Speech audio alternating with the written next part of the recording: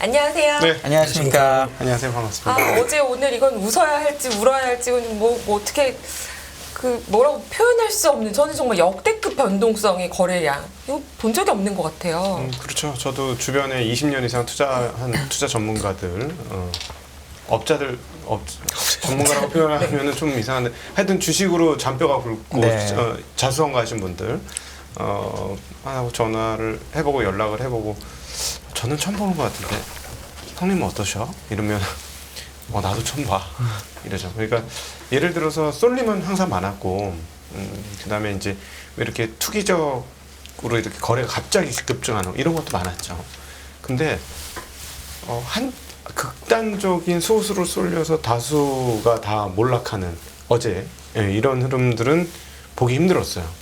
그 후의 변동성도 그럼 오늘은 정반대였습니다. 제가 어제 너무 기념비적인 날이라서 오전장에 상승 상위 종목들을 한번 쫙 뽑아봤어요. 전체 시장에서 순위가 쭉 나오잖아요. 그래서 한 52 정도까지만 사진을 찍어놨는데 거의 대부분 2차 전지였고요.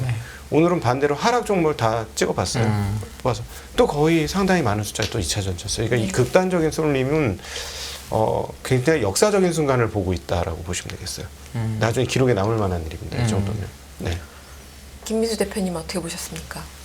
이런 장 보신 적 있으세요? 혹시 어제 갑자기 오후에 매도가 많이 나온 거에 대한 해설 혹시 어제 해주셨나요? 저희 방송에서? 네, 다 했습니다. 다 했기 때문에 덤덤하게. 네. 지금은 무슨 얘기를 해도 욕먹습니다. 네, 그렇기 때문에 나온 이제 최근에 나오는 변화나 동향에 대해서도 좀 어떤 트렌드가 바뀌는 흐름이나 이걸 말씀드려도 이제 인정을 하고 싶지 않으신 분들 계실 거고, 근데 투자가 그런 것 같아요.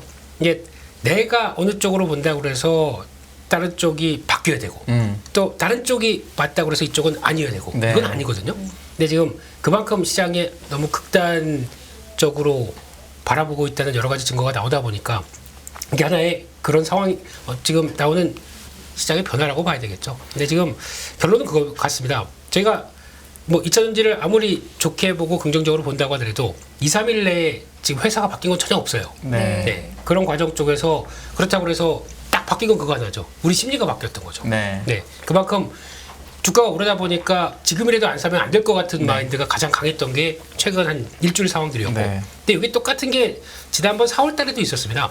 지난번 4월 달에도 쭉 움직이다가 한번 갑자기 확 쓰니까 그때 많이 돌았던 게 그거잖아요. 엄마는 아들 믿어 에코프로 샀지 그거였지 않습니까? 그게 다시 또 유행에다가 어제 보니까 또 바뀌었더라고요. 엄마는 아들 믿어 에코프로 팔았지 이걸로 바뀌더라고요. 하이닉스 사치도 있습니다. 네. 이제 두 번 주기시는 일인데요. 네. 근데 이게 지금 나오는 현상을 봤었을 때는 지난번에도 그런 게 한 번 보였었고 이번에 또 2차 전이 시작이 됐는데 이번엔 좀 더 광범위하게 나왔다는 게 좀 특징인 거죠. 그래서 결론적으로는 회사 자체가 바뀐 건 전혀 없습니다. 하지만 쏠림이 크다 보니까 쏠림이 크면 그게 있거든요. 부작용이 한 번 있습니다. 한번 강하게 나왔던 게 반대로 좀 정리가 됐고 사람들 그러니까 그동안에 좀 광기를 약간 공포로 만드는 국면들이 한 번 또 나오거든요. 그게 이제 진행이 되는 과정이라고 생각합니다. 근데 그때 또 스마트한 분들 같은 경우는 또 트레이더라고 하는 분들은 이럴 때 또 진입합니다. 또 저가 매수를 하고 하면서 들어갑니다. 그러다가 그런 어떤 출렁임이 나오는데 강한 종목들은 한 번에 안 빠질 수 있어요. 그러다 보니까 한 번 더 고점 만들고 전고점을 시도는 못하는지 모르겠습니다만 살짝 돌파하는 경우가 많긴 해요. 근데 가짜 돌파해주고 대부분 밀렸던 경우가 많긴 한데 펀드멘트 못 쫓아가면 저희가 보통 얘는 쌍고점 이런 식으로. 근데 그게 이번에 그런 식으로 나올지 모르겠습니다. 워낙 이번에 쏠림이 너무 강했기 때문에. 그래서 그렇게 나오는 정도까지 보고 약간 기간 조정이라도 들어가야. 그러니까 정말 지금 2차 전지를 사랑하시고 앞으로 좀 크게 보신다고 생각하시는 분들은 앞으로 3년, 5년을 보겠다. 여기까지 가시는 분들은 이런 일일비할 상황이 아닌 것 같아요. 어차피 만약에 그렇게 생각하셨다 그러면 예전부터 싸게 사셨겠죠. 들고 있다 보니까 단가도 낮았고 지금 여기서 하루 동안 내가 150만 원 에코프로 갔다가 지금 100원이 깨졌다. 이거 가지고 좀 가격을 가지고 논할 상황은 아닌 것 같거든요. 내가 기업과 함께 동행하겠다는 입장이면. 그러면 지금에서는 내가 할 수 있는 거는 시장이 그렇게 온들 간에 나는 어차피 그럼 가져가겠어라고 하면 가져가시면 되는 거고요. 그거에 따라서 여기서 수급 변수가 어쩌다 이렇다 해서 단기적으로 어떤 엑셀을 밟았으면 그거는 생각보다 가던 경로보다 좀 빠르게 갔다 그러면은 오히려 비중을 정리하거나 아니면 좀 과열이 시키는 구간까지 기다려야 되겠죠. 그게 좀 필요한다고 생각됩니다. 제가 이걸 왜 여쭤봤냐면 보통은 고점을 만들 때 장대 양봉을 만들어서 거래량을 터트려서 만들고 네. 그리고 빠지는데 요번에는 고점을 도지로 만들어서 한 거라 조금 분위기가 다른다는 느낌을 저는 받아서 오히려 다음 트라이가 더 셀 수 있다는 생각을 했는데 대표님은 전혀 그건 아니고 그냥 여전히 고점 만들었다는 모습으로 보신다는 거죠, 이거를. 그러니까 이게 그 전부터 강했어요. 그러니까 보통 보면은 이게 말씀하셨던 패턴은 이렇게 가다가 확 쓰는데 네. 한번 유입을 확 시키면서 장대 양봉이 나오게 되면 네. 그 다음날 개파락이 나옵니다. 네. 개파락이 한번 훅 하고 밀렸다가 네. 거기서 다시 한번 말아 올려서 하고 다시 이렇게 되는 네, 이런 패턴들이 많았는데 네. 지금 그게 아니라 전부터 이제 계속 밟아왔었어요. 네. 밟아오다 보니까 속도가 각도가 딱 쓰기 시작한 게 벌써 한 4, 5일 전부터 되기 시작했습니다. 한 며칠. 네. 그러니까 그동안 가던 경로대로 그대로 갔었으면 이런 문제가 안 나오는데 네. 자꾸 올라오다 보니까 관심이 높아지고 계속 뭔가를 자극하는 현상이 나오다 보니까 이게 가파르게 올라간 각도가 좀 하다가 이렇게 올라온 거죠. 그 커브가 이렇게 돼버린 거죠. 그런 쪽에서 나왔던 거는 제가 보기에는 여기 고점을 가기가 좀 힘들 것 같습니다만. 장중에 왜냐면 장중까지 밀어버린 거니까. 네. 그래서 아마 하게 되면 개인적으로는 거기에 한 3분의 2 정도? 그 정도가 고점이 되지 않을까라는 생각. 일단 단기적으로는. 네, 다 틀립니다. 의견이시니까 네. 당연히. 네, 그런 쪽으로 바라보시되 이건 적어도 과열을 시켜야 됩니다. 그래야 더 좋아질 수가 있기 때문에 그런 시장의 속성을 조금만 더 이해를 해주시고 예, 정말 2차 전지를 사랑하고 끝까지 가겠다 생각하시면 이런 과정들도 보시는 것도 하나의 과정이 아닌가 생각이 듭니다. 네. 저는 뭐 이게 어쨌든 제가 이걸 또 왜 자꾸 단기적으로 물어보냐면 보니까 그 100 얼마 에코프로도 뭐 다른 것도 마찬가지예요. 포스코드 모든 그 모든 종목들이 고에서 거래량이 상당히 많이 터져가지고 많은 투자자들이 거기에 물려 있을 것 같아요. 근데 거기 물린 분들이 예를 들어 옛날에 싸게 샀다가 물량을 더 실으면서 물린 거면 아까 말씀하신 것처럼 나 기다리면 되는데 끝까지 안 사다가 어쩔 수 없이 거기서 처음 산 분들은 지금 정말로 마음이 되게 괴로울 것 같거든요. 그런 분들한테 혹시 지점장님 조언 혹시 있으시면은 혹시 21년도 1월 달하고 똑같은 상황입니다. 네네. 우리 그 하나의 박승영 애널도 매일 아침 그 그래프 보여줘서 제 사실은 며칠 전부터 그거를 느낌이 이상하더라고요. 그래서 21년도 1월 달에 총 거래 대금이 60조, 네. 64조 됐었죠. 근데 그때 좌우에 없는 장대포를 세웠어요, 이틀간. 네. 예. 전자가 장중에 거친 9만 몇천 원 갔을 그렇죠. 때 그때죠. 예, 고점 찍었을 때 네, 그때 그 보시면 거래량이 늘다가 그때만 이렇게 피레침처럼 쏟아집니다. 예. 근데 갑자기 이번에 최근에 막 올랐었거든요. 그래서 이거 아직 공간이 좀 더 남았고 뭐 분위기 보니까 더 올라갈 수도 있는데 저 꼭지를 기억하십시오 이랬거든요. 네. 왼쪽 21년도 꼭지. 근데 이렇게 빨리 그 얘기하고 이틀 만에 꼭지가 왔어요. 네. 거래 대금이 62조, 60조가 넘으면서. 네. 근데 제가 그때 이제 그 삼성전자로 물리신 많은 분들에게 드렸던 말이 삼성전자로 물려서 다행입니다 이랬어요. 네, 삼성전자로 물려서 다행이다. 왜? 삼성전자 같은 경우는 언젠가 회복할 주식이고 네. 장기적으로 기다릴 수 있는 인내심만 있으면 기회가 올 것이다라는 얘기를 했었거든요. 이번에도 그런 측면에서는 좀 다행입니다. 우량주니까. 예. 왜냐하면은 과거 근데 개 중에는 우량주 아닌 게 있어요. 뭐 그럴 수 있죠. 예, 개 중에는 그 우량주 아닌 게 있는데 이거에 대해서는 정말 냉정하게 생각하셔야 되고요. 그 우량주들이기 때문에 뭐 그리고 또 산업적인 패러다임 변화잖아요. 석유 쓰던 걸 전지로 바꾸는 과정이니까 장기적인 성장성에 있어서는 뭐 여전합니다. 그럼에도 불구하고 단기적으로는 엄청난 변동성이 계속 있을 것이고요. 그다음에 그 삼성전자 때보다 조금 더 과했던 것 같아요. 제가 보기에는 아마 코스닥의 이번 거래 대금은 당분간 다시 오기 힘든 수준의 거래 대금이 아닐까 싶어요.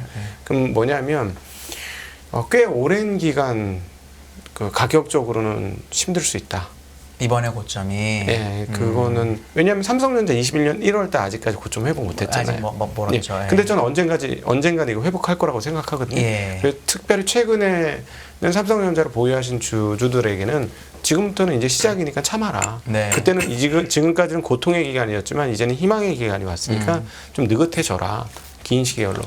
근데 이제 그 2차 전지 같은 경우는 그것과 비교해 보면 이제 막 고점이 나왔으니까 뭐 제일 좋은 거는 뭐냐면 갑자기 미국에서의 전기차 보급률이 급속도로 늘어나는 거. 이런 것들이 되면 제일 좋은 뉴스고요. 네. 반면에 최악의 뉴스는 미국이 중국의 소재 사용을 일부 허용하는 네. 뉴스가 나오면 그거는 좀 나쁜 뉴스가 되지 않을까 이렇게 생각하고 있습니다. 그럼 만약에 단기에 한번 이번에 포모 비슷한 것 때문에 사신 분들은 반등하면 정리하는 게 맞는 거겠네요. 이게 옛날부터 이렇게 갖고 가신 분들은 전혀 상관이 없는데 네. 이번에 처음 진입해서 해보다가 어떻게 물린 투자자분들은 그래도 계속 빠지지 않고 반등이 나올 거니까 얘기하신 것처럼 그러면 정리하고 가는 게 맞을까요? 삼성전자를 9만 원에 사셨다가 이번에 삼성전자를 팔고 들어가신 분이 있으셨을 것 같아요. 그런 분들은 주식을 이제 더 이상 하시면 안 돼요. 예, 제 생각은 그렇습니다. 주식을 앞으로도 그만하셔야 돼요. 앞으로도 계속 그럴 겁니다. 그건 못 고쳐요. 그건 약간 뭐라 그럴까? 이거는 뭐냐면 약간 정신적인 문제라고 봐요. 저는 이 주식 투자가 7에서 8할 정도는 심리적인 문제이기 그렇죠. 때문에 그래서 여기 와서 똑똑한 사람들이 판판이 깨진 걸 전 너무 많이 봤거든요. 네. 정말 똑똑한 사람들이 여기 와서 판판이 깨져요. 그거는 7, 8할 이상의 심리 문제가 해결되지 않았기 때문에 그렇습니다. 뉴턴이 돈을 잃었답니다. 세계 최고의 천재 중에 한 명. 네, 그렇죠. 얘기 다 한 거죠. 예, 예. 그리고 또 하나는 그 한국의 그 금융 제도를 보건데 오늘 한국은행의 발표를 보면서 차라리 부동산을 해라. 부동산이 네. 훨씬 낫다. 일반인들은 주식 너무 어렵다. 아까처럼 매매하신 분들은 특히나. 예, 예, 이거 너무 어렵고 부동산은 왜 그런지 모르겠습니다만은 아마는 원래 고대 도시부터 그랬어요. 고대 도시부터 사회 지배층과 귀족들은 자신의 자산과 자신의 재산을 땅으로 환원시켜서 보관하는 그런 성향성을 가지고 있습니다. 우리나라는 농경문화 사회였기 때문에 훨씬 더 강하거든요. 네. 그게 훨씬 더 매우 강하기 때문에 최근에 나온 부동산 정책을 보면 지금 진입하라는 얘기는 아닙니다만 네. 네, 절대 그건 아닙니다만 네. 최근에 정책을 보십시오. 부동산이 흔들리면 사회가 전방위적으로 방어해줘요. 예. 사실은 지금 같으면 일정 수준의 구조조정과 부채 구조조정을 해야 향후에 사회가 건강해질 수 있거든요. 제가 보기에는. 지금 개인들의 그 부동산 대비 부채 비율이 103%, 전세까지 합치면 130%로 리만 브러더스 사태 났을 때 개인 부채 비율하고 거의 같습니다. 네. 굉장히 심각한 상태인데도 불구하고 지금 초기 국면에서 부양책이 나오기 시작했어요. 네. 이는 한국 사회가 부동산을 끔찍하게 그 생각하고 있다라는 거예요. 그래서 이번에 그 주식으로 실패하신 분들은 그냥 주식시장을 떠나셔서 부동산에 계시기를 저는 부탁합니다. 차라리 지금은 아니에요. 지금은 아니지만 부동산이 조금 안정이 되고 난 다음에 부동산에서 놓으시는 게 훨씬 더 의미 있다. 왜냐하면 2중 3중의 방어막들이 너무 많다. 주식은 이렇게 내 심리 하나 붙잡기도 힘드니까 너무 힘드니까 여기에 굳이 있을 필요 없다. 네. 예, 한국의 시스템 부동산이 훨씬 낫다. 이런 말씀. 세제도 부동산이 훨씬 좋습니다. 주식으로는 1억 이상 세금 내시는 분이 꽤 많지만 부동산으로 1억 이상 세금 내려면 보통 자산이 아닐 거예요. 집이 일단 두 개가 있어요. 하나로는 정말 힘듭니다. 정말 힘들어요. 근데 그 정말. 주식으로는 1억 세금 내기가 그렇게 어렵지 않습니다. 예, 그러니까 그런 점도 감안하실 필요가 있을 것 같아요. 네. 2차전지 계속 좀 더 여쭤볼게. 종목이 2차전지가 사실 되게 많았다가 네. 많았던 종목들이 그러니까 원래 에코프로 관련 그룹이 제일 많이 오르고 그리고 정말 안 움직이던 종목들이 드디어 움직이고 그리고 이제 포스코도 2차전지랑 관련주라고 해서 오르고 심지어 이제 다른 종목들도 전 사실 포스코라는 기업을 커버를 했었고 그랬기 때문에 옛날에 포스코의 그 뭐 퓨처엠이나 포스코홀딩스가 리튬과 관계가 있는지 그건 알겠는데 네. 옛날 포스코 강판이었던 기업이 있습니다. 스틸리움이요. 이런 거. 예. 또는 옛날에 내화물을 하던 포스코 뭐 그건 이름까지 얘기 안 하고 이런 종목들도 엠텍이요. 예, 엄청나게 많이 올랐는데 사실 이건 정말 냉정하게 생각해 보면 2차전지랑 관련이 없거든요. 그렇죠. 근데 그런 것까지 이제 땡겼으면 여기서 만약에 고점에서 내려왔다 다시 반등할 때 이런 약간 사실은 2차전지가 아닌 것들이 정리되고 얘네들이 같이 가는 거냐 아니면 다음에 올라가는 타이밍에서 여기 그러니까 실제 2차전지가 아닌 거에 물린 분들은 탈출을 못하는 거냐 그건 혹시 어떻게 보세요? 그러니까 그게 되게 시장의 앞으로 심리가 어느 쪽으로 가느냐에 대한 문제일 텐데. 그래서 근데 그런 생각이 듭니다. 과거에 보면은 저희가 그 시장에 이게 그때 종목 하나 있었죠. 네. 신풍제약. 아, 네. 역시 코로나 기억하십니까? 코로나 때. 예. 네. 6개월 만에 7,000원짜리가 20만 원 넘어갔죠. 네. 30배 난 겁니까? 네. 그때 뭐 여러 가지가 다 부각이 됐었습니다만. 네. 근데 그때 대부분 나왔던 게 그때 특색 있는 게 하나가 그 섹터로 보게 되면 그 진단 키트 관련된 쪽. 네. 네. 그것도 상승률 엄청 컸었죠. 근데 이게 그 중에서 뭘 하겠다고 하면서 아직 뭐 보여준 건 별로 없었는데 그게 들어갔던 걸 보게 되면 이게 지금 무슨 얘기를 드리냐면은 시장이 약간 환상을 보는 것도 있거든요. 네. 그러니까 이게 아니어도 딱 보다 보니까 같은 포스코인데 이게 더 탄력이 좋아. 그럼 그냥 거기 갔다가 안 올랐고 그리고 네. 또 들. 네. 그럼 갔다가 그냥 막 움직이니까 따라가는 이런 그 뭐라고 하죠? 빛을 따라가는 네. 현상처럼 네. 네, 그렇게 나오는 경우도 있거든요. 이게 만약에 이제 물이 빠지기 시작하는 현상이 나왔을 때 그게 그렇게 똑같이 작용하겠느냐? 이거는 아니라고 보지만 근데 또 시장은 그렇게 가는 경우가 있습니다. 그건 그렇죠. 네, 근데 그때를 기회로 삼아야죠. 그러니까 진짜 2차 전지 쪽으로 네, 나오셔야 는 된다고 좋다면 네. 나오는 게 맞다. 아까 지점장님 말씀하셨듯이 무늬만 아니면 뭐 이상하게 뭐가 걸려 있어서 그냥 같이 올라간 종목들 이번에도 또 보면은 그런 종목들 많아요. 우리나라에서 리튬 앞으로 필요하고 정제해야 되고 할 회사들 많습니다. 그리고 중요 부족할 수도 있습니다. 근데 그게 그냥 리튬 관련된 쪽에서 그것만 한다고 그러면서 막 올라갔던 회사들도 네. 많거든요. 네. 이것도 분명히 거품인 거 많고요. 근데 그런 여러 가지도 다 이제 이번에 좀 정화가 되겠죠. 정화가 되는데 핵심이 그거 같습니다.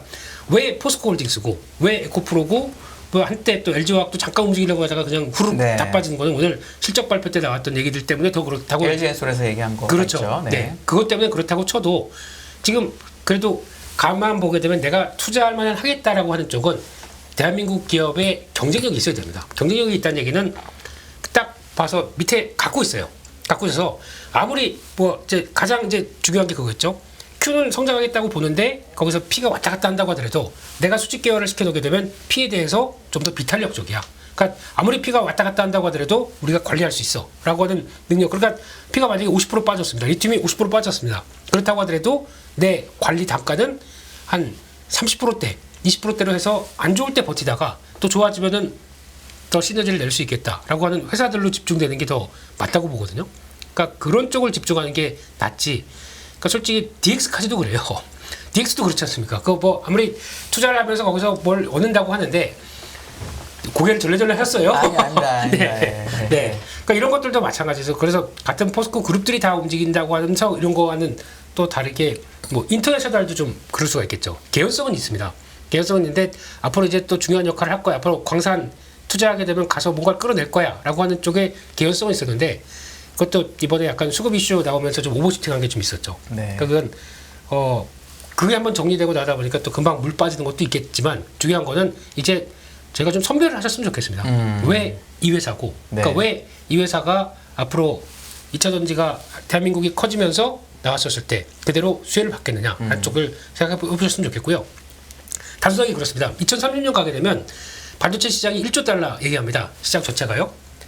EV 시장은 2029년까지 9천만 달러 얘기합니다. 그러니까 이것도 같이 크는 그저 만만치 않게 크는 시장이에요. 근데 거기서 배터리가 60% 차지합니다. 그럼 9654 적어도 5천만 달러는 5,400억 달러. 5,400억 달러. 네. 갑자기 확 깎았네요. 죄송합니다. 네. 그 정도까지 반도체의 그 반 정도까지 크는 시장입니다. 그럼 그게 지금 나오는 거랑 규모를 보게 되면 엄청나게 폭발적으로 성장하죠. 근데 그거를 우리 기업이 그러니까 지금 두 축이 있습니다. 지금 일본은 탈락이라고 봐야 될 것 같아요. 파나소닉 투자 안 합니다. 그러면 제끼고요. 한국하고 중국입니다. 근데 지점장님 말씀하셨듯이 중국이 지금 막 찝쩍거리고 있는 게 유럽인데 유럽까지는 간다고 쳐준다고 하더라도 폭발하는 미국 시장에 대해서 중국 맞고 한국이 하겠다라고 하는 입장인데 단순하게 전기차도 지금 계산한 게 그냥 EV 시장인데 사이버 트럭이니 아니면 뭐 이제 모르겠습니다. 미국이 그거를 좋아할지 모르겠는데 오토바이도 전기 이 오토바이 나오기 시작하고 이런 쪽으로 확대되기 시작하게 되면 이거보다 더 커지겠죠. 이런 것까지 감안했었을 때 나올 수 있는 변화까지 감안한다 그러면 크는 건 맞습니다만 과연 얼마큼 경쟁력을 가지고 이 회사가 돈을 그렇게 많이 벌 수 있을 것인가. 그게 가장 핵심인 것 같아요. 그걸 보시면서 지금은 어차피 또 이런 급한 변화 나온 다음에 사람이 그러면 또 이게 비바람 몰아치고 폭풍우 나오게 되면은 그다음부터는 되게 약간 종교에 귀의하는 마음적으로 마음이 차분해져야 되겠죠. 그렇습니다. 네. 그랬었을 때 내가 지금 투자하고 있는 2차 전지 회사가 그게 맞느냐 이거를 해보고 맞다 생각하게 되면 지금부터는 광기 나온다면 공포가 나온다. 그럼 공포도 대응을 해볼 수 있어야 되겠죠. 그쪽으로 몰아야 되겠네요. 확실한 쪽으로. 그렇습니다. 네. 그게 내가 할 수 있는 가장 최소한의 방법이고 그럼 계속 지금부터는 관련된 뉴스 찾아보고 대응하는 거 이게 맞는 거겠죠. 근데 그게 자신이 없다.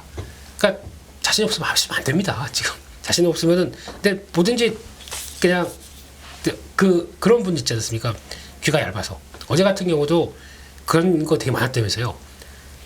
아까 어제 그 안지원 팀장님도 그 얘기 하시더라고요. 와서 아우 내가 지금까지 한 2번은 막았대요. 그러니까 와서 나 이거 싹 팔고 그냥 저 포스코홀딩스 하면 안 될까? 네. 이거 많이 올랐으니까 조금 기다려 보시죠. 네. 그 다음날 와서 하면 안 될까? 마시죠. 근데 쫙 올라갑니다. 어제 난리였었죠. 어제는 정말. 자네 말이야 이러면서 그냥 다 팔고 좀 싸줘 이래 버렸다고 하면 네. 3번 막다가 어쩔 수 없지 않습니까? 네. 직원 입장으로는 그냥 사줬더니 또 이런 결과 나왔다. 네. 그럼 이제 더 이상 얘기가 안 돼요. 네. 그분하고는 그분도 미안해서 전화를 못 하고 나도 종가가 얼마나 끝났는데 이렇게 얘기를 할 수도 없고 그런 상황이 돼버리는 거죠. 네. 그러니까 이거는 그런 것 같습니다. 그러니까 불빛을 따라간다고 하더라도 그 불빛이 진짜 불빛을 봐야 된다. 그렇죠. 불빛이 막 보여서 진짜 확 환하다 그러면 진짜 그게 뭐 진짜 낮은 것처럼 생각되는데 낮지 않을 수도 있거든요. 네. 그런 생각이 듭니다. 선생님, 저는 이제 하나 또 궁금한 게 포스코에 대해서 포스코홀딩스는 사실은 철강 회사이잖아요. 근데 지금은 이제 2차전지 리튬 밸류가 많이 붙어서 이렇게 된 건데 어제랑 그저께랑 중국의 바오샨 철강이 20% 거의 엄청 올랐습니다. 어제는 상한가 10% 가고해도 엄청 올랐는데 바오샨이 오르기 전에 PBR이 0.5였고 포스코는 어제 고점에서 PBR이 1배였습니다. 그러니까 이제 사람들이 느끼기에는 외국인들이 보기엔 바오샨이 싸다 느껴서 산 거잖아요. 근데 이게 진짜 그냥 포스코하고 바오샨의 롱숏? 밸류에이션 차이인 인지 아니면 왜냐하면 제가 왜 여쭤보냐면 참고로 저희가 지지난주에 대표님하고 지점장님이 중국이 괜찮을 것 같다고 얘기하셨었습니다. 저희 방송이 이 정도로 잘 맞춘다는 거. 그래서 이 바오샨의 움직임이 중국이 좋아질 것 같아서 간 거냐, 그냥 단순한 롱숏이 아니라 그건 둘 중에 어떤 것 같으세요? 뭐 둘 다일 수 있겠죠. 일단 중국이 좋아지는 건 확실하죠. 네. 지금 막장이에요. 중국은. 제가 보기에. 더 나빠질 수 없어서 좋아진다. 예, 지금 왜 막장이라고 표현하냐면 일선 도시 부동산 이야기가 나오려고 루머들이 솔솔 돌잖아요. 이건 뭐냐면 시진핑이 그동안 시진핑의 역사를 따져보건데 시진핑이 저렇게 강경한 정책을 하면서도 저 자리를 지킬 수 있는 게 인민의 강력한 지지예요. 근데 인민의 강력한 지지는 그의 서민적 캐릭터 이미지 메이킹이 되어 있는 거예요. 그러다 보니까 그 중에서 나타난 중요한 정책이 뭐냐면 공동부유입니다. 근데 일선 도시의 부동산은 공동부유와 가장 극명하게 반대되는 포지션에 있었던 거예요. 이건 건드리면 안 되는 거예요. 이걸 건드리기 시작하는 분위기잖아요.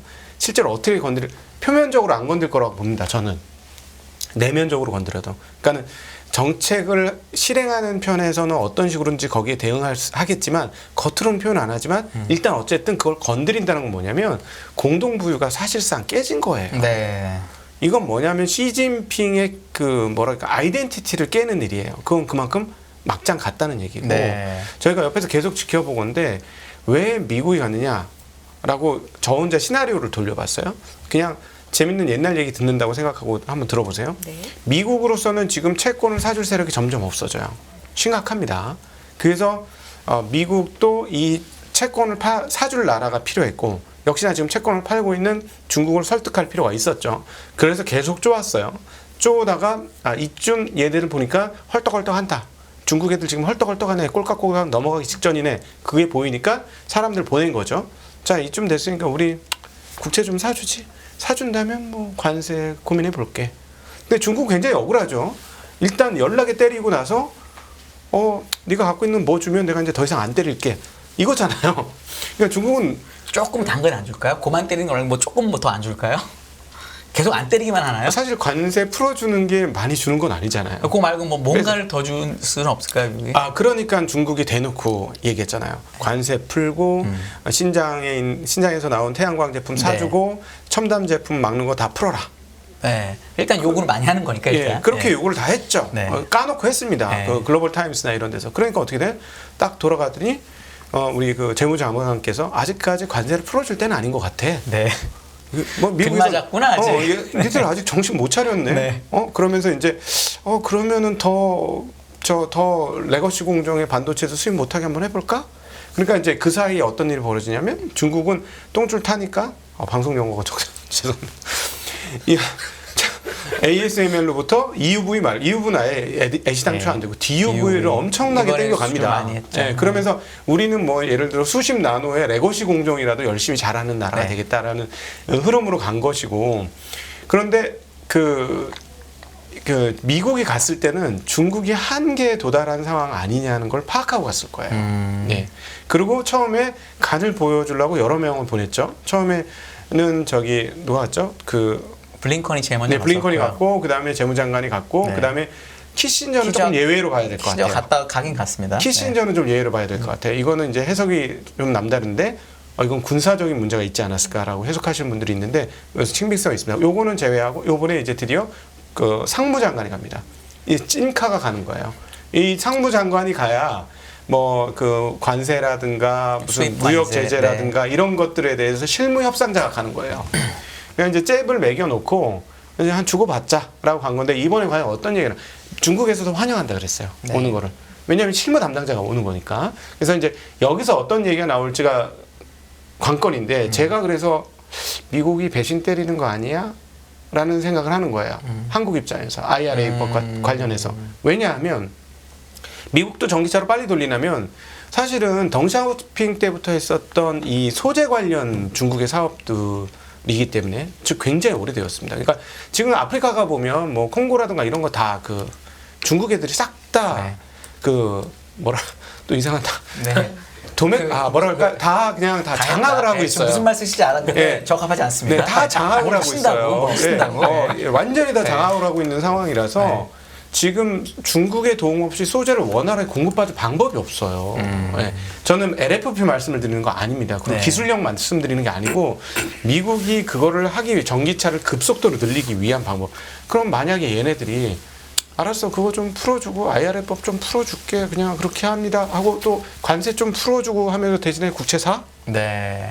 이런 협상이 오면 괜히 거기서 이런 소재에 딴 얘기가 나오는 순간 우리는 약간 뒤통수 맞는 걸 것 같거든요. 그래서 그 부분 조금 조심해야 될 것 같고, 무슨 얘기하다 여기까지 왔죠? 중국 얘기하다. 바오시안 이렇게 오른 게 그냥 단순한 롱숏인 거냐, 아니면 중국이 좋아지는 거냐. 중국이 지금 그래서 오늘 아모레 같은 거 만용으로 이래가지고. 이거는 중국이 드디어 저희가 이제 중국을 저희 증시각도기 TV에서 거의 유일하게 매일 중국을 취항을 했잖아요.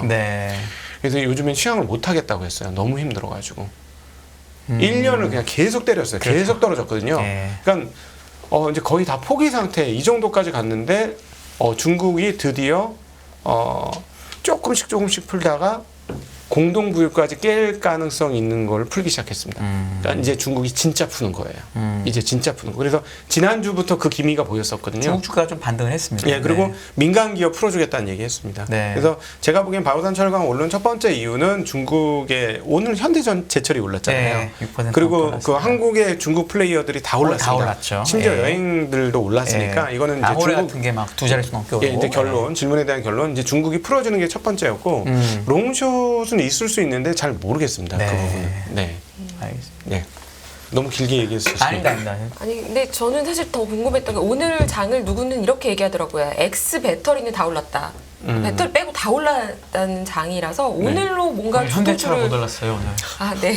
오늘도 못 오른 종목이 물론 있죠. 슬픈 종목이 있지만 전체적인 시장 분위기는 어쨌거나 그동안 못 올랐던 많은 섹터가 한꺼번에 올랐어요. 그러면 앞으로 새로운 주도 섹터가 다시 탄생하느냐. 누군가는 또 그래요. 에코프로 그룹 이어서 포스코가 있었으니까 다음에 또 누구누구 그룹 이런 거 찾을 거냐. LS가 벌써 나왔지 않습니까? 그렇죠. 그런 걸 찾아다닐 거냐. 아니면 전반적으로 이제 더 이상 너무 쏠려서 그러지 말자. 이렇게 쏠려다니는 거 사람들이 무서워하면서 조금 균형을 찾아가는 시장으로 바뀔 거냐. 어떻게 보시나요? 어떻게 보세요? 저요? 다음 주도 섹터가 바로 딱 나올까요? 벌써 수면 위에서 올라오고 있고요. 바로 바톤 터치하지 않습니까? 그거를 더 주시를 했던 측면들이 높고, 그러니까 개연성이 있는 게, 그러니까 이거는 지금 어떤 성장은 하는데 그에 따른 변화를 좀 같이 누리겠다는 입장 쪽에서 들어온 게 좀 과열 측면이 있었고, 근데 그냥 가만히 있어도 그냥 편하게 있으면 시간은 우리 편이라고 보면서 움직였던 사이클 바닥 쪽에 움직이는 섹터들이 나오기 시작하는 거죠. 다 아시는 오늘 하이닉스가 10%좀 오른 게 그래도 좀 전 주가를 제일 믿으니까. 네. 네. 근데 그때 무슨 변화가 있었냐면은 지난번에 실적 발표할 때는 별로 안 중요하다고 말씀드렸고 네. IR 할 때가 중요하다고 말씀드렸던 게 거기서 저희가 투자자들이 확인하려고 했던 거죠. 네. 과연 그러니까 TSMC에서도 보여주긴 보여줬는데 확인을 그러니까 약간 경쟁의 느낌이 났었다고 할까요? 그래서 근데 TSMC 실적 발표할 때도 벌써 움직이기 시작했습니다. 이거 이쪽이 맞겠다. 왜냐면 이번에 그러면 만약에 2차전지 쪽으로 완전히 쏠림이 나왔었으면은 제가 보기에는 한미반도체 이수페타시스 이런 거는 벌써 저 밑으로 갔었어야 돼요. 네. 제가 60에서 깼었어야 됩니다. 네. 그게 아니었거든요. 버텼거든요. 버텼다는 얘기는 이게 이쪽을 보되 그리고 또 그때도 그랬었어요. 그 2차 전지 갔다가 확 무너지는 날. 그러니까 에코프로가 150만 갔다가 무너지는 네. 날 어제, 그때도 어제 네, 어제입니다. 한참 전 갔죠? 네, 어제입니다. 어제. 네. 예. 어제. 정신 차려야겠네요. 네. 예. 그랬던 날 한미반도체 그 관련된 종목들도 밀렸어요. 종가도 또 네. 우르르 한 4~5%씩 다 밀리더라고요. 네. 그럼에도 불구하고 오늘 복원형을 그대로 보여줬거든요. 그렇다는 얘기는 이제 눈 한쪽으로는 이쪽을 보고 있었던 거죠. 이쪽도 뭐가 성장의 개념을 얘기하게 되면 충분히 할 수 있을 텐데라고 하다 보니까 이 꺾으면서 또 매수세가 이쪽으로 들어오는 이런 현상으로 보게 되면 오늘 그래서 투자자들이 IR을 왜 중요하지 봤냐면은 어차피 업황 안 좋아. 삼성전자에 IR이 있었습니다 오늘. 어제는 SK 하이닉스, 어제는 SK, 오늘은 오늘은 삼성전자. 삼성전자. 네. 하이닉스 같은 경우는 실적 발표했는데 예상했던 게 한 2조 9천, 한 3조 가까이 적자 볼 것이다. 근데 2조 8,800억으로 땡겼습니다.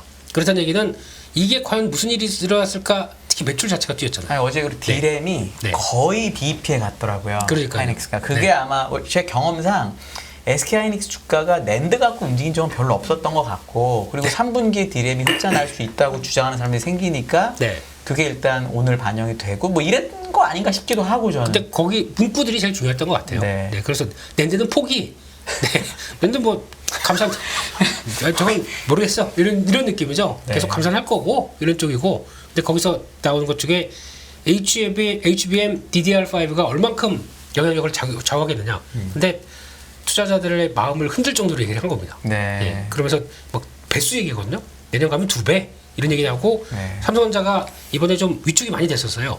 HBM 단계에서 SK 하이닉스에 많이 밀린다. 근데 오늘 IR에서 얘기했던 거는 그렇지 않다. 우리 삼성이다 삼성 이러면서 그렇죠. 얘기를 하면서 나왔던 부분들. 그래서 투자를 그러니까 잘 보면 TSMC도 투자합니다. 패키징 쪽에 투자합니다. 삼성도 합니다. SK 하이닉스도 그렇게 돈 없다고 그러던데 보니까 현금으로 많이 좋아졌어요. 이제 유상증자액이 쭉 들어갈 것 같아요. 1조가 넘게 현금으로 돌아오더라고요. 그러다 보니까 이런 쪽으로 나왔을 때는 투자 여력이 있다. 라는 쪽이 맞붙이다 보니까 그러면 투자를 늘려나게 되면 장비단 들어오겠네. 근데 우리뿐만 아니라 마이크론도 한대요. 마이크론도 HBM3 이제 돼서 내년에 양산한대요. 내년입니다. 네, 그냥 그 정도로 봐야 될 것 같고요. 이런 쪽에서 주도는 역시 한국 업체가 하겠죠. 그런 쪽으로 봤을 때는 이걸 보다 보니까 시장에서 환호했던 거고 그런 쪽에서 몇몇 업체들은 오늘 어제 좀 주춤했던 것보다 더 뽑았어요, 다들. 이게 나오는 변화를 보게 되면 장비가 그러면 저희가 얘기했듯이 장비 한 대 팔면 얼마가 이게 아니거든요. 이게 동시다발적으로 이루어진 투자가 나왔을 때 어떤 효과가 가져가느냐. 그러니까 이게 처음에 폭발하는 예전에 국면 주가가 움직일 때 장비 국면들이 폭발하는 측면이 나왔던 게 첫 번째. 두 번째는 오늘 잘 보시게 되면은 뭐가 움직이냐면 전공정이 움직였습니다. 네. 전공정이 움직인다는 얘기는 아시죠? 이제 삼성에서도 얘기했습니다. 5월 달이 최고 네. 피크였다. 네. 네. 그러면 이제 돌아간다는 얘기거든요. 이제 아마 적극적으로 DDR4 떨어내겠다. 그러면 이제 돌아간다는 얘기거든요. 네. 그걸 나왔을 때 보통의 경우는 이런 AI가 없었으면은 벌써 전공정이 이렇게 쓱 하고 돌아가다가 오늘 같은 날 쫙 뽑았을 겁니다. 근데 다 관심이 HBM AI 반도체 쪽으로 갔다 보니까 좀 뒤늦게 반응한 거 있는데 이것도 움직이기 시작하는데 오늘 또 하나 불을 뽑은 게 주성엔지니어링인데 좀 특이한 케이스가 나왔습니다. 오스템 임플란트 회장 아시죠? 예, 9% 전 회장이죠 지금. 전 회장. 네. 이분이 그러니까 지분을 팔았습니다. 그러면 지금 오스템 임플란트에 그렇죠. 네. 오스템 임플란트 한해 컴퍼니인가요? 네, 그쪽으로 하여튼 거기 PF에 네, 팔았죠. 팔고 나서 돈이 생겼어요. 몇천억인가 생겨 있습니다. 생겼겠죠. 네, 이걸 9%를 살 정도면은 그러게요. 내가 평생을 일군 내 회사를 판 다음에 이거 갖고 뭐 할까 그런데 딱 눈에 들어오는 게 주성엔지니어링이었다. 이게 뭘 얘기할까요? 그래서 지금 주성엔지니어링 볼 때 그 GAA 공정업 쪽에서 이제 과거에 왔던 CVD가 아니라 ALD를 지금 보고 있거든요. ALD가 임플란트 회사 뭐 접근이 되나 뭐 이런 쪽의 얘기도 막 나오더라고요 지금. 주성 엔지니어링 요즘에도 디스플레이는 안 하죠? 디스플레이는 거의 이제 미미합니다. 없어졌죠. 네. 태양광 쪽하고 네. 거의 지금 이제 반도체 쪽에 집중을 하고 있는데 이게 성과가 나오다 보니까 2020년도 그때 한번 강하게 수주자고 높았을 때는 중국 쪽이었습니다. 근데 중국 쪽인데 이제 그쪽이 얘네 수주자고 많은 거 다 중국 쪽 아니야. 그래서 애써 시장에서 의논하다가 지금 다시 받고 있네요. 근데 또 잘 보시게 되면 코스닥의 공매도 2위 종목입니다. 주성 엔지니어링. 네. 이게 지금 또 맞물리면서 이런 변화가 나오고 있네요. 그래서 그냥 뭐 추천하는 거 아닙니다. 저도. 그럼요. 그런 오늘의 특이 종목이었다라는 뜻입니다. 네. 저는 또 궁금한 게 보니까 근데 얘기하신 한미나 이런 종목들이 물론 사이클이 있어서 그렇긴 한데 이렇게 얘기하는 분도 있더라고요. 아니 왜 반도체 장비주도 엄청 비싸고 2차 전지도 같이 비싼데 왜 반도체 추천이 더 많은 것처럼 느껴지느냐라고 주장하는 분들이 있긴 있더라고요. 네. 밸류에이션 워낙 잘 하시니까 그런 거에 그래서 현대차는 영업이익을 4조씩 내고 영업이익 가이드에서 놀쳐도 안 되는데 반도체나 2차전 둘 다 비싼데 사람들이 반도체가 더 싸다고 느낀 이유가 혹시 어떻게 이거 설명을 하면 제일 좋을까요? 주식이라는 거는 성장성과 이익률, 그다음에 선호도 이걸로 결정된다고 저는 생각을 합니다. 그리고 가장 변동성이 큰 건 사람의 선호도고요. 그런데 이제 주가를 결정짓는 기본적인 요소인 성장률과 수익성에서 수익률이 높으면 배수를 높게 받는 거죠. 우리나라 평균 수익률이 10%면 그러면 10% 정도 수준 내외가 나오고 영업이익률. 그래서 이제 PER 10배 받지 않습니까, 대략? 근데 20%의 영업이익률 나오면 20배 받을 수 있는 거죠. 거기에 성장이 없는 게 아니라 성장이 있다면 말이죠. 그럼 뭐 충분히 그럴 수 있는 거잖아요. 그러니까 지금 장비주들은 한미반도체라든가 이오테크닉스는 이제 세계적인 반도체 장비 업체들이 되어가고 있는 회사들이에요. 근데 그 국제적으로도 보면 반도체 장비 회사들의 멀티플이 낮지는 않습니다. 뭐 그렇다고 또 아주 높지도 않아요. 뭐 에이메이시나 이런데 20배 잘 안 돼가지고 뭐 아주 높다고 하긴 그렇습니다. 그런데 그 저런 부분들이 있는 것 같아요. 한국 시장 사실은 한국 기업들이 처음으로 수입 대체를 하는 거잖아요.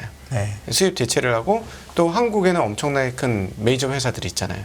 저는 어렸을 때 삼성전자가 인텔의 매출을 초과하려고 하는데 어떻게 한국에는 제대로 된 반도체 장비하고 소재 업체들이 한 개도 없냐? 진짜 신기하다. 이런 그런 생각을 몇 년 전 오래전에 했었거든요. 근데 그 구조가 이제 드디어 바뀌는 거예요. 세계적인 메이저 반도체 업체가 있는 나라니 이제 장비 업체와 소재도 메이저인 회사가 되는 거고 이런 기업들은 이제 국내 투자자뿐만 아니라 해외 투자들도 선호하게 되는 거니까 밸류에이션이 지금 성장하는 과정에서는 조금 높게 평가받을 수 있을 것 같고요. 한미 같은 경우는 특별하게 그 구조적 변화죠. 칩넷 구조로 가면서 후공정이 갑자기 급작스럽게 너무나 중요해졌어요. 이번에 그 TSMC에서도 발표한 내용이 뭐냐면 후공정단에 수조 원의 투자를 하겠다라고 했어요. 패키징 쪽으로. 그러니까 사실은 우리가 파운드리라고 표현을 하면 파운드리를 뭐 전공정, 후공정으로 나누는데 위탁 생산을 하는 것. 근데 사실상 우리끼리 얘기할 때 파운드리는 다 전공정이에요. 후공정은 얘기를 안 해요. 그러니까 즉 무슨 말이냐면 웨이퍼를 가지고 챔버 안에 들어가서 그 챔버에서 그림을 그려주는 그 과정까지를 반도체 만드는 거라 하지 웨이퍼 나와서 쪼개서 붙이는 거는 그건 우리가 안 쳤거든요. 그런데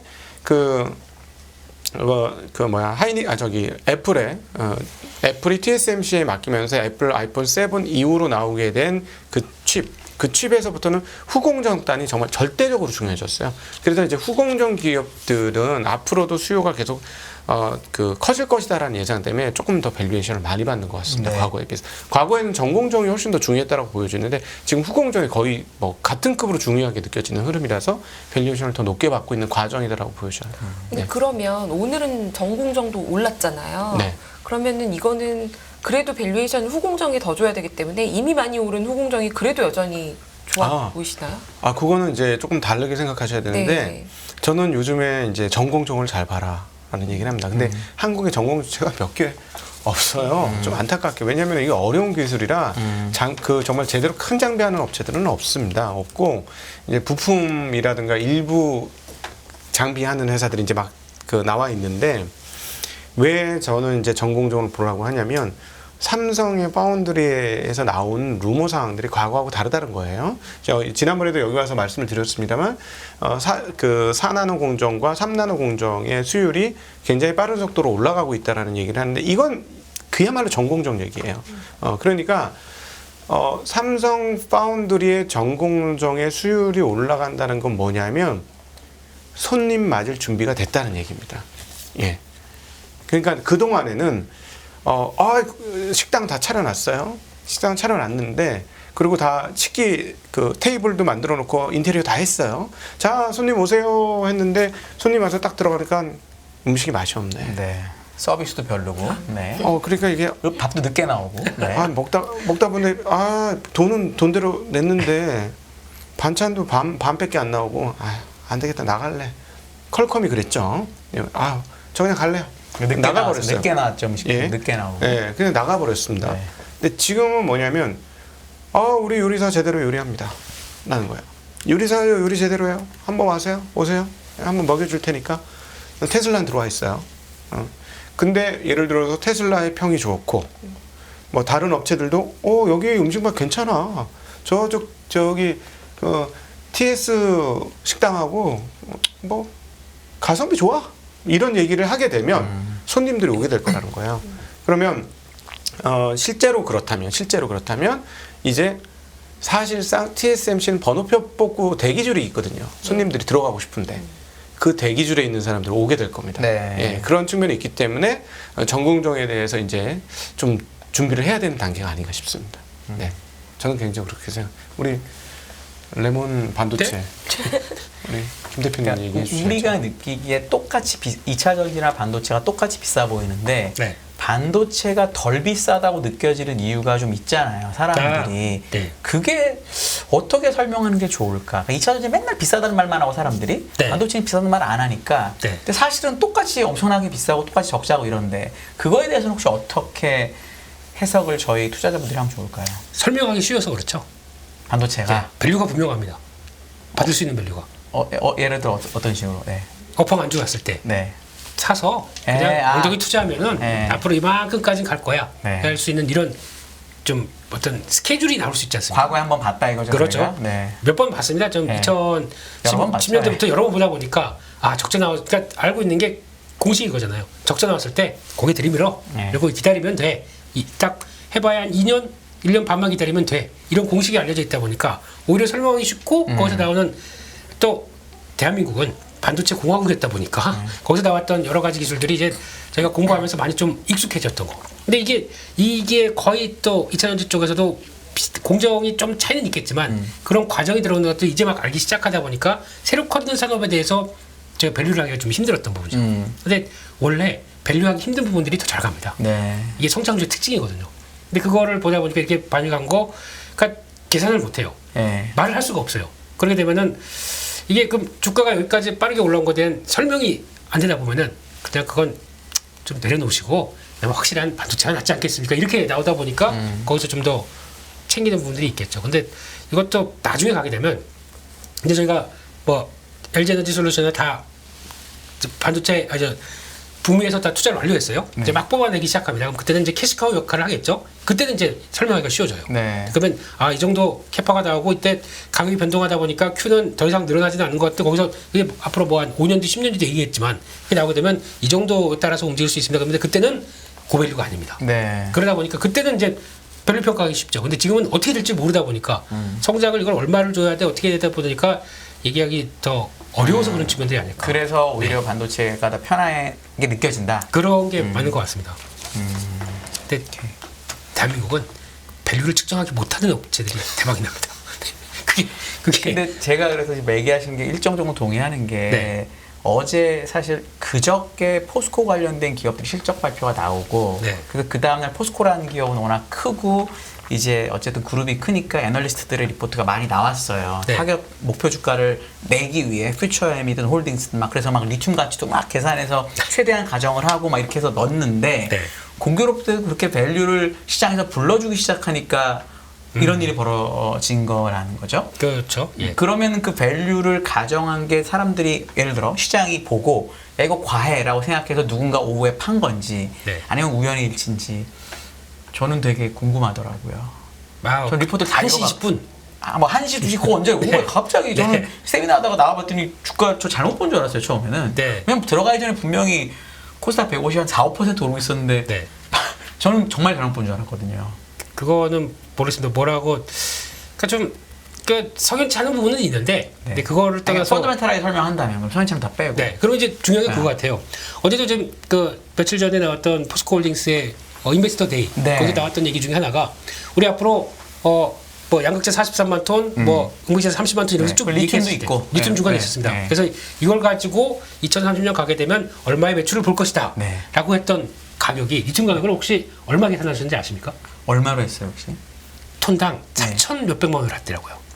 3만 불. 네. 아, 상당히 많이 잡긴 했구나. 네. 네, 많이 잡았군요. 예. 그러니까 이게 지금 그거 가격은 네. 어떻게 될지 모릅니다. 그렇죠. 어떻게 될지 모르니까 지금은 그 한때 또 10만 불까지 갔던 1억 넘었던 적도 있었죠. 네. 그러니까 이게 변동성이 큰데 네. 그래서 그나마 우리가 볼 수 있는 그러니까 이게 P가 바뀌다 보니까 Q에 대해서 나오는 거에 대해서는 이거는 누구도 모르는 거죠. 그렇죠. 이런 불확실성이 있다 보니까 밸류를 얼마큼 잡을 것이냐 뭐 네. 여기서부터 이제 갈리기 시작하는 겁니다. 네. 근데 이거는 다 똑같은 거 아니에요?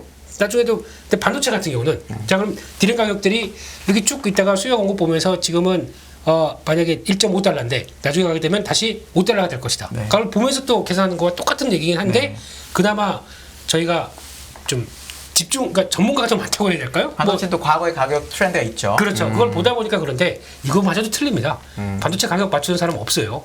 대한민국에 아무리 단단히 삼성전자도 못 맞추는데 누가 맞춰요? 그러니까 이거랑 똑같은 얘기인데 네. 그나마 이런 개연성이 있다 보니까 사이클을 보이다 보니까 더 이런 측면들이 높고 그런 거지. 그런 핵심적인 것도 지금 뭐 정확하게 예측하기가 힘들다 보니까 그 밸류도 막 달라지는 거죠. 그게 해프닝이면 해프닝이고 네. 이런 현상을 불러일으킨 결과가 아닌가 싶습니다. 네. 근데 이거는 굉장히 역사적으로 많이 반복되는 게 그냥 성장성이 높다라고 얘기해서 시장 사이즈가 얼마고 그리고 매년 얼마씩 성장할 거야라고 해서 PER이 높아도 괜찮다 이런 얘기할 때까지는 대체로 주가가 오르는데 네. 이제 보고서에 나올 때 갑자기 사업부의 가치를 더하기를 많이 하기 시작하면 묘하게 이제 사람들이 그 안에를 뜯어볼 수 있게 된 거죠. 말씀하신 것처럼 리튬 가격이 얼마야 이익이 나오는 거지? 네. 이거 말이 되는 거야? 근데 이제 목표 주가가 나올 수가 없는 수준까지 이제 굉장히 높게 올라가고 나서 대체로 그 가치가 더해지는데 이번에 좀 놀란 거는 한 의원님 계속 이렇게 물어보시는 거는 이런 보고서가 나오고 한다고 해서 하루 이틀 만에 시장이 바뀌지 않거든요. 근데 이번엔 너무 급격했다.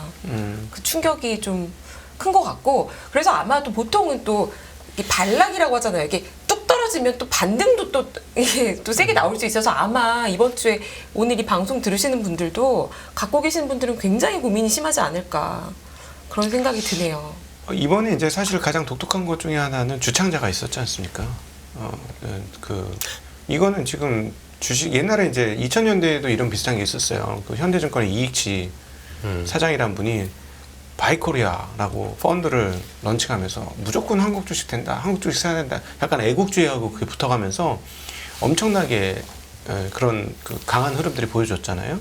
물론 후폭풍도 상당히 컸지만 이번에는 이게 이제 유튜브라는 그 창을 통해서 그것들이 보편화됐는데 그게 자기 강화적인 소로스가 얘기하는 자기 강화적인 흐름들을 보여주었습니다. 이게 그 2000년도에 이익치 바이코리아하고 비슷한 흐름이긴 했는데 훨씬 더 직접적이었어요.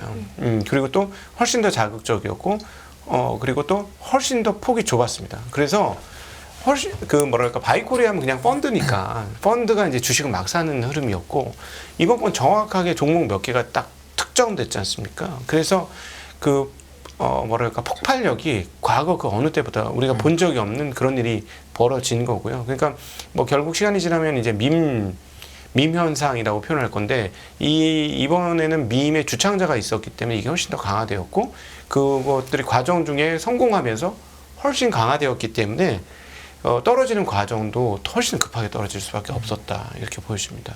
네. 저희 진짜 얼마 안 남아서 근데 여기 질문이 있긴 한데 우리 1시간을 FOMC 얘기를 했는데 네. 그래도 마지막으로 FOMC 단상 정도만 얘기해 주시죠. 그래도 사실 제일 중요했던 이벤트인데 지금은 이제 아무도 신경을 안 쓰는 이벤트가 되긴 했는데 혹시 어떻게 금리 끝났나요? 인상? 아니면 이제 그래도 한 번 더 할 것 같으세요? 물론 중요하지 않지만 그래도 제 대사를 다 알고 계시는 거죠. 네. 네. 솔직히 가장 지금까지 FOMC 볼 때 편하게 본 FOMC가 아니었나. 네. 아침에 메신저로 봤습니다. 네, 저도 그랬어요. 네, 그냥 그랬던 것 같고, 그런 거죠. 그냥 뭘 더 이상 이제 보여주는 건 다 보여준 것 같은데 이것도 이제 다 됐어요. 그러다 보니까 뭘 더 이상 할까 고민하던 차에 그나마 그래도 슬쩍 흘린 건 금리나 얘기 한번 슬쩍 흘리더라고요. 네. 만약에 한다고 하더라도 네. 큐티로 잡을 거다. 네. 이런 얘기까지 하면서 뭔가 진짜 처음으로 나온 거 아닙니까? 뭐 네. 연준 의장님에서 공식적으로 금리나 물론 앞으로 니네 생각해서 절대 없어라고 네. 하지만 만약에 하게 되면 큐티로 잡을 거다. 뭐 이런 네. 얘기도 나오는 거 보니까 그냥 뉘앙스 그런 것 같습니다. 이제 여기서 더 올리게 되면 그다음에 그러면 시장이 어떻게 하겠지라는 반응부터 이렇게 다 나오다 보면은 거의 균형점을 찾아가지 않나 싶어서 근데 중요한 거는 저는 놀란 게 미국 시장 반응이에요. 네. 네. 그냥 아무 일 없다는 듯이 지금까지 FOMC 열리면서 저희가 되게 관심 많이 갖고 거기서 나오는 문구 하나마다 막 해석했던 적이 벌써 1년 전이었는데 네. 특히 그러고 나서 그 다음에 이제 좀 어떻게 좀 숨통 튀나 그러는데 잭슨홀 미팅에서 확 밟아버렸지 않습니까? 네. 확 이렇게 밟은 거 맞죠? 예. 벌레가 있어서 밟으셨어요. 네. 네. 그런 게 됐지 않습니까? 근데 그런 거에 이제 그런 어떤 또 수많은 변화가 나가고 이제 앞으로 중요한 건 그거 같죠. 이 금리를 높은 금리를 얼마나 오래 지속될 것인가. 그 사이에서 미국 경기가 잘 버틸 것이냐. 근데 신호는 잘 버티고 있습니다. 그래서 그냥 특히 요즘 나오는 알파벳 실적 보면은 약간 취약할 수 있었던 쪽의 고정비들을 다 어느 정도 해결하고 움직이는 이런 기업들 실적 볼 때 그냥 잘 견디는구나 이런 생각이 듭니다. 네. 알겠습니다. 혹시 우리 네, 지원님은 저는 뭐 간단히 이제 거시는 끝났다. 더 이상 거시에 신경 쓰지 네. 마라. 거시 신경 쓰지 말고 이제 실적이다. 실적이 나오는지 확인하자. 그리고 실적이 꺾이는지도 확인하자. 왜냐하면 이제 금리가 워낙 높으니까 이 중소기업이나 중견기업 이하들은 굉장히 어려울 거예요, 분명히. 그리고 뭐 빅테크 소프트웨어는 그냥 또 별로 상관없을 것이고, 그래서 차별화 더 이루어질 것 같고. 그래서 그래서 전 가장 중요한 바로미터나 지표 업종이 자동차라고 봐요. 네. 네. 테슬라 머스크가 이번에 그런 얘기를 딱 했기 때문이기도 한데, 일종의 이제 금리가 올라가면은 할부 금리가 올라가서 자동차를 구입하는 부담이 커지잖아요. 네. 안 그래도 가처분 소득이 좀 줄어드는 효과가 있는 건데, 그렇게 되니까 이제 그것들을 맞추기 위해서 자동차 할인 판매해야 된다는 얘기를 했습니다. 오늘 현대차 어제도 그렇지만 현대차, 기아차 그렇게 사상 최고의 실적을 내면서도 불구하고 가이던스까지 올렸습니다 거기다. 네. 네. 일단 저는 뭐 그거 맞을 것 같아요. 왜냐하면 내연 기관에서 지금 현대 기아차처럼 전 세계적으로 잘하는 업체가 없어요. 근데 이 주가가 뭘 말하느냐? 물론 한국 시장이 있기 때문에 그렇기도 해요. 맞아요. 네. 미국 시장이 있으면 이거보다는 좀 나을 것 같아요. 거기다 대여섯 배는 돼요 거기. 네. 그럼에도 불구하고 GM도 실적이 나빴느냐, 가이던스가 나빴냐, 그거 아니 떨어졌어요. 네. 이건 뭐냐면 두 가지로 나눠볼 수가 있는데, 첫 번째는 자동차의 그 성장성을 전기차 쪽으로만 줬기 때문에 그렇다라는 점이 하나 있을 거고요. 그러니까 이제 투자자들이 내연기관 버린 거예요. 밸류에이션에서 버려버렸고, 그 다음에 이제 하나는 뭐냐면은 바로 앞으로 인센티브를 더 줘야만, 또는 가격을 할인을 많이 해줘야만 자동차가 팔리는 시대가 서서히 다가오고 있다. 그러니까 업황이 굉장히 어려운 순간이 오고 있다. 가장 비싼 내구재이기 때문에 가장 크게 타격을 먹을 수 있다라는 그런 전망들이 자동차 업체들한테 지금 반영이 되고 있다라는 것이죠. 그러니까 지금도 실적이 너무 좋고 가이던스도 너무 좋은데 주가가 왜 안 올라? 두 가지. 너희들은 전기차에 비해서 성장성이 없어. 그러니까 너희들은 어차피 사양산업이야 라는 거 하나하고, 지금은 좋지만 이제는 꼬꾸라질 거야. 실적은 이 금리 때문에 꼬꾸라질 수밖에 없어. 이런 생각을 한다는 것이죠. 그래서 이 두 번째 얘기했던 거, 금리가 높아서 너희들이 실적이 꼬꾸라질 수 있어 라는 게 시간이 지날수록 점차적으로 조금 보편화되면서 뭐 소비업체라든가 이런 쪽으로 영향을 줄 수 있으니까 이제부터는 진짜 실적 싸움이라고 봅니다. 예, 미국 같은 경우는. 그래서 뭐 거시는 뭐 그냥 신경 안 쓰셔도 될 것 같아요. 네. 자동차 얘기하셔서 자동차가 사실 현대차가 자사주 매입 소각을 하고 배당을 늘리기 시작한 지 진짜 얼마 안 됐잖아요. 근데 삼성전자도 그걸 2016년인가부터 시작을 해서 확실히 리레이팅이 됐거든요. 그러니까 예를 들어 옛날에 이익 벌던 거보다 훨씬 못 벌어도 그 저점을 계속 올려가면서 주식이 오르는 거 있는데 현대차도 그거 가능할까요? 옛날엔 배당을 왔다 갔다 하다가 이제 새로운 리더십이 생겼으니까 그런 것과 무관하게 우리가 배당도 안정적으로 증가시키고 자사주 매입 소각을 하면 어닝이 과거보다 덜 나더라도 저점이 올라가면 삼성전자처럼 무상향하는 그림이 나올 수 있는 기업이 될까요? 아니면 이건 여전히 옛날처럼 그러면 그냥 3배, 4배에서 왔다 갔다 하는 기업이 될까요? 제가 특이하게 네. 어제 은행주를 좀 얘기 드렸습니다. 근데 이거 KB가 올랐어요 어제 유일하게. 아 신기했습니다 저도 그거 보면서. 네. 제가 은행주 매매 안 하거든요. 네. 싫어하시잖아요. 네. 근데 할 생각이 없습니다 일단은. 근데 그냥 동향으로 봤을 때는 제가 그냥 아주 편견 없는 투자자라고 했었으면 사도 되겠다는 생각이 듭니다. 네. 그런 쪽에서 말씀을 드렸던 건데, 근데 이게 그런 변화죠. 그러니까 이것도 지금 시장에서 기대하는 것은 뭐 그런 주주 가치 관련된 거는 일단 중요한 게 연속성이 있어야 됩니다. 한번 우리나라가 맞아요. 특이한 게 원래 자사주 매입할 겁니다. 딱 하고 사놓고 가만 갖고 있어요. 네. 이거 어디 있습니까? 그럴 때 많이 쓰더라고요. 예, 자기 유리할 때만 쓰더라고요. 근데 그거 말고 소각하는 거 보여주고 또 우리 정기적으로 이렇게 벌면은 그렇죠. 하겠습니다. 이거 나오게 되면 바로 레벨업 합니다. 전 삼성전자처럼. 네. 네. 그리고 한미반도체가 원래 레벨업 다른 반도체 종목보다 비쌌어요.